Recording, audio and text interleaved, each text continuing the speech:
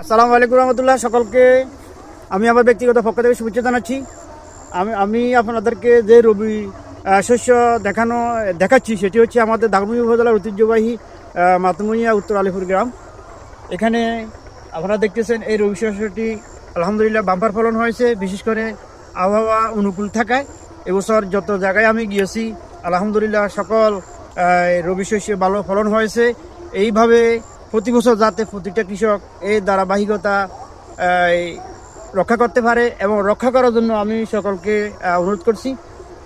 আর কয়েকদিন পরে এই ফুলগুলো আসলে ঝরে যাবে। আমরা এখন যে এই ক্ষেতে অবস্থান করতেছি মাশাআল্লাহ দেখতে কত সুন্দর, এই কোনো এক সময় এই সুন্দর চলে যাবে। তদ্রূপ আমার আপনার জীবনেও আমরা যতটুকু অর্জন করতে পারবো ভালো অতটুকু অর্জন থাকবে, এটা যাওয়ার কথা নয়।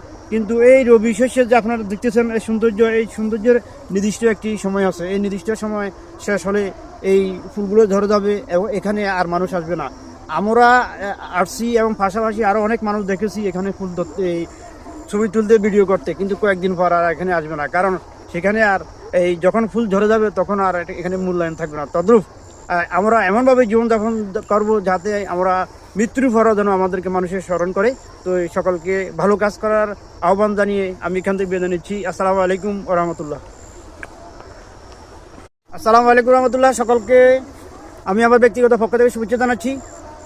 আমি আপনাদেরকে যে রবি শস্য দেখাচ্ছি সেটি হচ্ছে আমাদের দাগনভূঞা উপজেলার ঐতিহ্যবাহী মাতমুনিয়া উত্তর আলিপুর গ্রাম। এখানে আপনারা দেখতেছেন এই রবি শস্যটি আলহামদুলিল্লাহ বাম্পার ফলন হয়েছে, বিশেষ করে আবহাওয়া অনুকূল থাকায়। এবছর যত জায়গায় আমি গিয়েছি আলহামদুলিল্লাহ সকল রবি শস্যে ভালো ফলন হয়েছে। এইভাবে প্রতি বছর যাতে প্রতিটা কৃষক এই ধারাবাহিকতা রক্ষা করতে পারে এবং রক্ষা করার জন্য আমি সকলকে অনুরোধ করছি।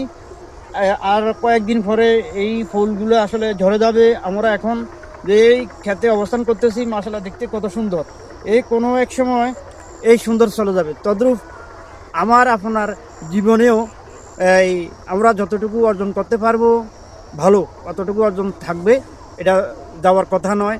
কিন্তু এই রবি শস্যের যে আপনারা দেখতেছেন এই সৌন্দর্যের নির্দিষ্ট একটি সময় আছে। এই নির্দিষ্ট সময় শেষ হলে এই ফুলগুলো ঝরে যাবে এবং এখানে আর মানুষ আসবে না।